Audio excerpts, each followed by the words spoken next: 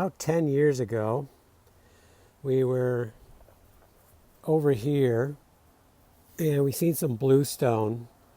So we pulled it out to get it more, to level it up and to set it nicely. And when we could feel another one on the side, so we dug that one up. And then we felt another one on the side and we dug that up. So we ended up digging right through about this area. It was before we did all this stonework here, so the hill, it was just a hillside here with no stone. So we kept digging, and actually it was over further. It was probably right underneath where this stone is. And as we went, it was deeper. So in some place, I think it was about 8 to 10 inches to 12 inches in the ground. But we could keep feeling a piece of bluestone next to it. So we just kept pulling them out and digging them out. As long as there was one more, we kept going. And we went quite a ways.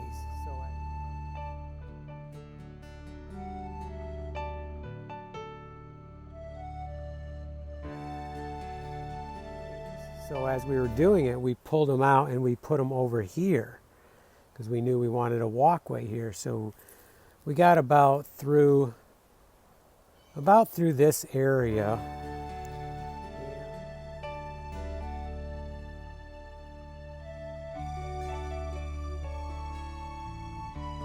And that was when we knew there was something weird about them. They weren't square on the edges.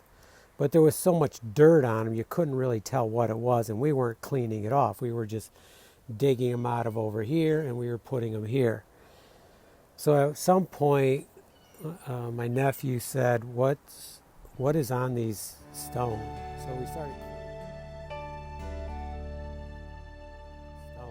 So we started cleaning them off, and that's when we realized the name Slaughter was engraved right into them.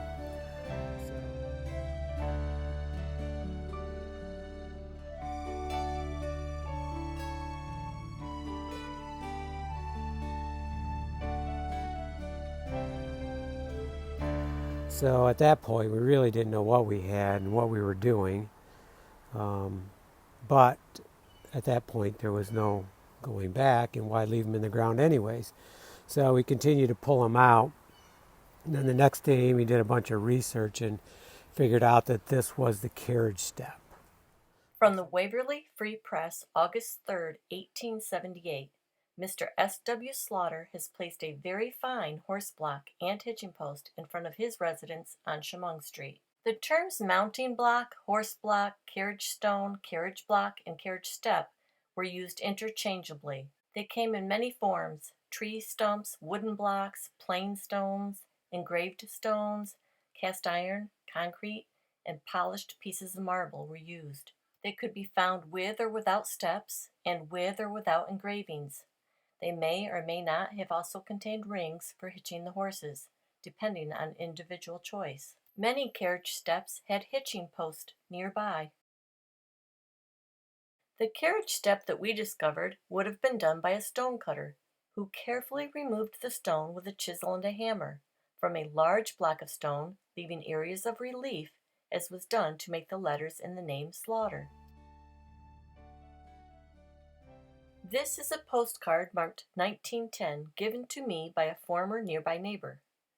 Our home is at the left-hand lower corner, and zooming in can be seen the carriage step and hitching post, which was directly in front of the entrance to the home at the curb. We have not been able to find the hitching post.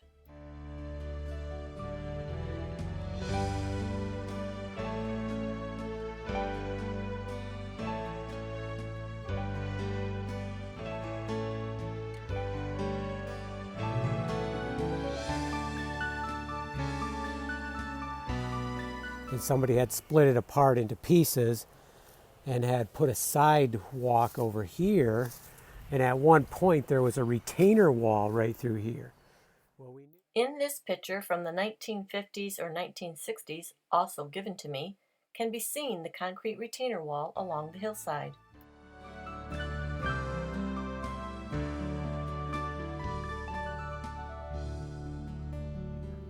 Well, we knew that that retainer wall had collapsed and was put over on that side of the driveway because there was this big cement thing over there.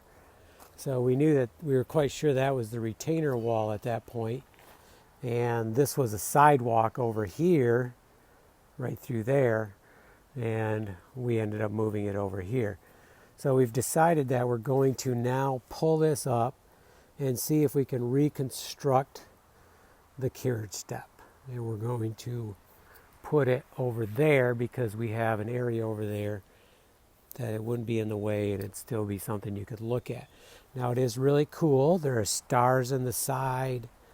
There's engraving. So as we do this, we'll do some more videos, but it is wicked cool. Once we realized that what it was, then we had cleaned it off and knew that it was a really cool carriage step. So that's what we're going to start doing right now. So we pried the first piece up, and this is the biggest piece, if I remember correctly. It looks like it is, and it's the thickest. It's a good 3 inches. So getting this over to the other side is going to be a real challenge. I may be able to wobble it over. I don't think the dolly will work because it's just so heavy. It's going to sink in. But you can see, very cool design. Now, one question is which is the top and which is the bottom. So maybe we'll be able to tell once we pull up some more stones to see, because if you look at this sort of thing, this might tell us which stones went on here. If this is the top, I don't think this is though. I think this is the bottom. So we're going to have to look, because the match will match how it broke.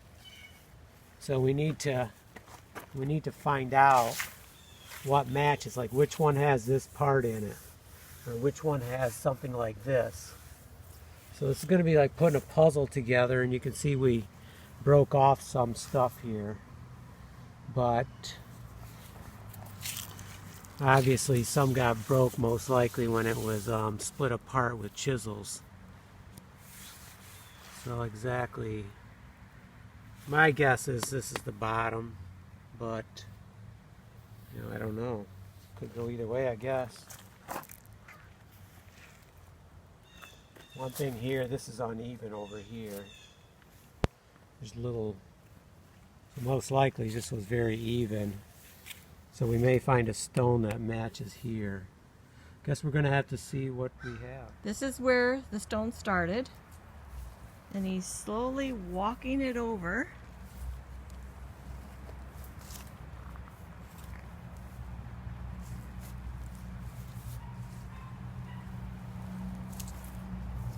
And this may take a while. He has to walk it all the way over.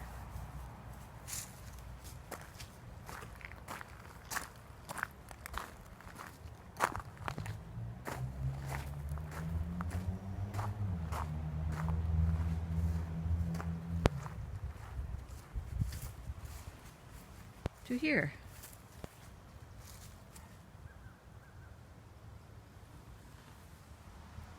So we knew this piece was here. I remember from before. So it looks like this is an area where you stepped, and then to step up. This side is all broken over here. So we do have stars on this end. But these stars, if I remember correctly, aren't these larger than the other stars? Quite a bit larger, I think. So was this part, and you have ending, I mean, this was definitely a showing edge here. This is all designed, chiseled and designed.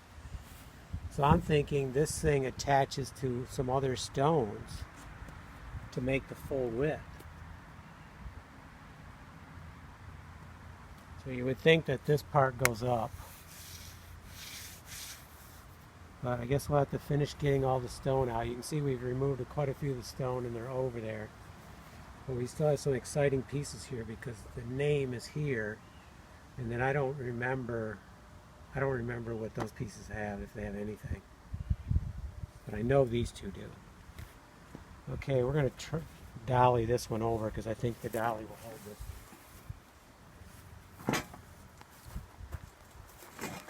Oh, and I should mention, now that this project will lead to another project, because now that we're taking this up, we have no walkway here, so that'll be exciting. We can come up with some cool walkway project. So we're picking up the two pieces that have their name etched in the side here. So you can see Slaughter. And if I remember correctly, if we pull this one up like this, I think it'll match. Or maybe it has to be reversed. No, I think that's right. No, it doesn't look right. Oh, I know. Maybe this goes on the other side.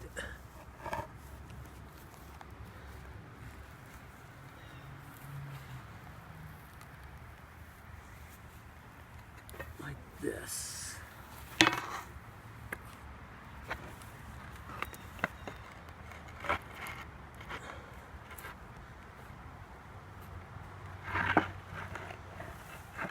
Yeah, there we go.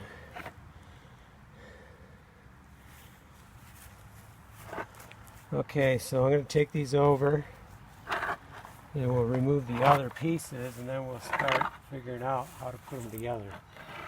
Maybe I'll do one of them at a time here.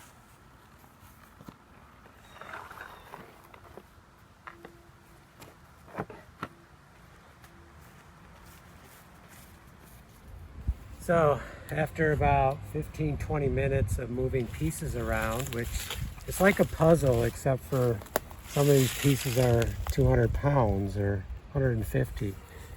Even the smallest one I think is 50 pounds. So we've come up with the base piece. Appears to be the base. And the thing that gave it away was we tried matching the stars. And what worked out was when we added this big piece over here, inside, how it broke matched. So that helped us a lot right there. And then these pieces, you can see how it broke right there, was a nice match. You can see how it comes together there and then comes together here. So one obvious thing is, Please stay tuned for part 2.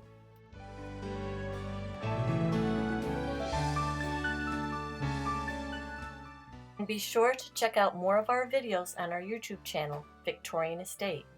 And please subscribe. Thank you.